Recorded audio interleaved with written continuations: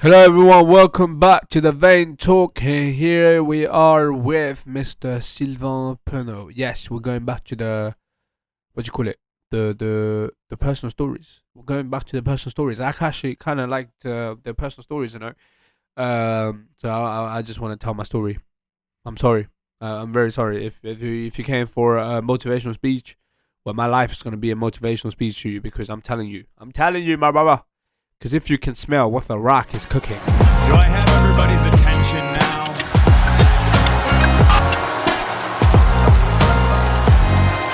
Hope you guys are doing amazing because I'm doing good too.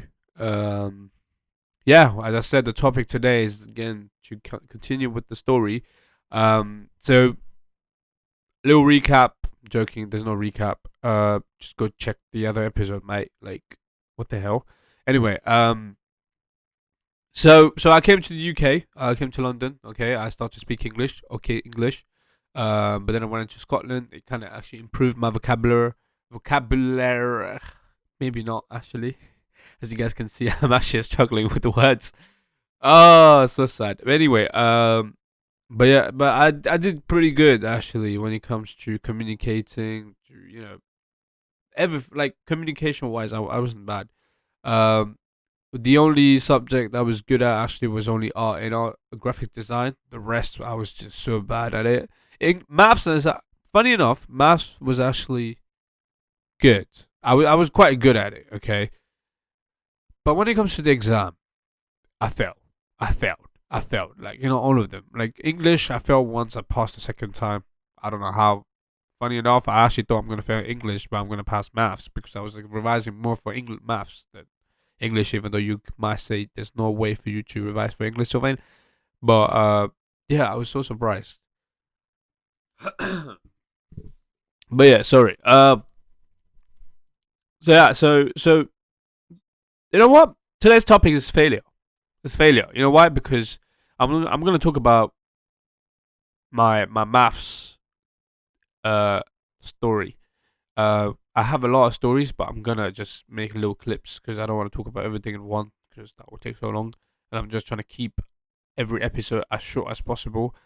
So you guys will listen. Like if it's 1 hour, no one would listen. You guys will be like, it's Sylvain, man. It's not Logan Paul. It's like, it's Sylvain, man. It's not Rihanna.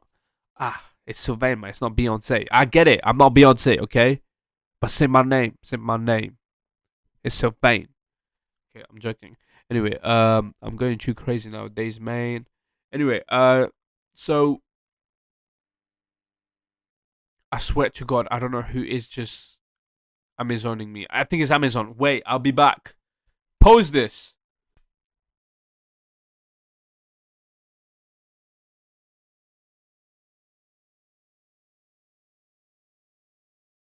It was not Amazon, but I do got another parcel. I want to kind of do a little unboxing right now, but it's not really gonna. It's not that fun, is it? Because some people are just listening to me. Like I need to describe the thing after that, and I'm not very good at describing things. So we're just gonna drop it. Anyway, let's go back to the story. I forgot what I was saying. Damn it. Um, do you remember what I was saying? No, you can't speak to me. Oh yeah, I can't hear you guys. What is going on with my head? Uh, so yeah, I did my maths GCSE like everyone, and I failed my maths GCSE. I got a D. Okay. Then I went to sixth form, and they told me I need to do 3 year course because I kind of failed everything except my English. Sorry, my art and graphic design. And I did it again in November, October, whatever. I failed. Got a D again. Then I did it again in summertime. I got a D again. I did it again the next year in November. Got a D again. Did it again in the summertime. Got a D again. And then they changed it to a new spec. So if you guys not aware, in UK it used to be graded with letters and now it's graded with numbers, and I don't understand the numbers, so don't ask me because I cannot help you with it. Uh, I think one is the highest one, if I'm correct, or nine could be. I don't know. I think one is. I don't know. Anyway, which I don't like it. I was like, why are you changing? Like you want them bring a new thing to the world or what? I don't understand. Um and because the thing now, yeah, sorry to break, sorry, I need to change the conversation. The thing is, yeah, now because everything's like number wise, now the kid that needs to come and explain to the parents what is equivalent to letters, or not even parents, actually to the relatives, relatives that lives in other countries. Oh, why is it equivalent to in India? You know, like it's so annoying. Just make it normal. We're too late now, but um, so I did that. Okay, that's not 2 papers. That's 3 papers apparently. Like I'm like, what the hell? And I still failed. I failed basically 6 times. 7 times if you want to count the GCSE Year 11 one as well. 7 times I failed my maths. Fun, and the other part, which is funny for me, is that I had all the teachers. When I say all the teachers, I had all the math teachers in that entire like school. Like they all know me. That's how much I've been with all of them, and none of them were able. Like the ed of maths was there. Everyone, like vice, whatever head of whatever you want to call it, everyone was there. Everyone knows me as well. But to a point, I remember every year, like when I go on in September, it was literally a math teacher would walk us like, Sylvain, so how did it go? And I'll be like, in front of the entire class, I'm like, I'll speak to you later. And he was just laugh and go. Like, it was that bad. But I always had a good relationship with all my math teachers. I was the guy that always trying to like bring a new story. Maybe that's why I'm doing this, but like I would literally bring a story. Like my friends would be like, "All right, so I start a story," because they know if I start a story, the teacher will stop teaching, and he will start communicating with us. You know, talk with us about the story and bring his thought into it. So I always do that when I don't feel like doing maths actually. But what is surprising to all the math teachers is that I was always good in class. So in class, you ask me an answer, I'll give you the answer. You tell me how this work out, I'll tell you how it works out.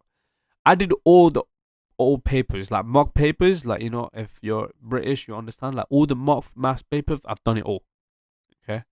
That sometimes I actually see the thing. I remember when going to exams and I'm like, I've seen this like test. I don't know which. Like I've seen this question somewhere, but I don't know where. It was like that basically. And they were all surprised that I could not pass the maths exam when I was good in class. I'm surprised too, to be honest, but uh, but it doesn't really matter because it depends on what field you're doing. Obviously, maths and English are very important in this country. The field that I picked, filmmaking, so far so good. No one asked.